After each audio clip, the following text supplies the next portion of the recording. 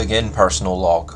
Sergeant Douglas McDaniel, 3rd Highlander Greys, 2nd Company out of Scone, attached to 4th Battalion of Operation DCPP-KF. As Circular 4 came through the wormhole, there was an audible silence from us all in the hold.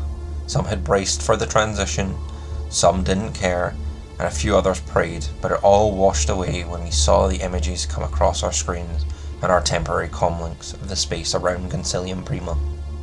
Carnage is all I can say. The ring had been damaged before and Cosmoflot had dug in there against the combined assault. I had seen that. That was worse than any city fight I had seen or been in on Paradiso, but above Concilium Prima was a fresh graveyard of ships, human and alien alike. We were too far away to see the gory details, but we saw battleships teared in half, and we filled in the blanks ourselves. Many faces went sheet white, mine included, as the feed from the Stranix ships transmitted the first sign of Cosmoflot casualties.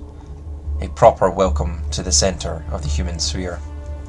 The next few hours while we undocked from the Circular and made our way to our HQ for the operation was filled with concerned rumbling as we sought out answers. We knew the war with the Combined is at an armistice, but how long will that hold?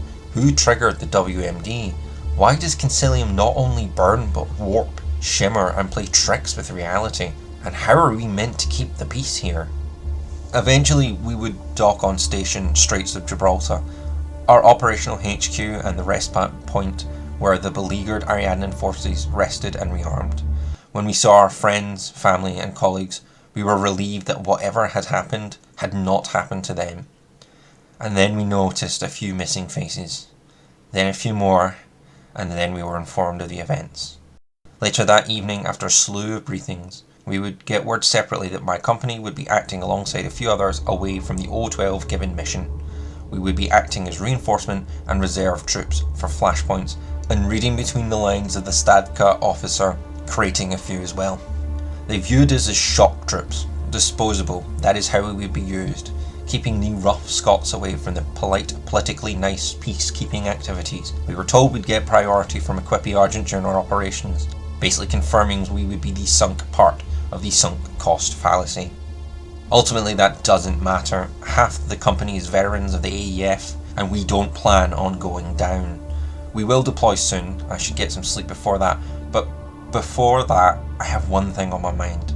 After the briefings, some of the guys had a mantra going. Remember the Aurora, for Concilium and Dawn.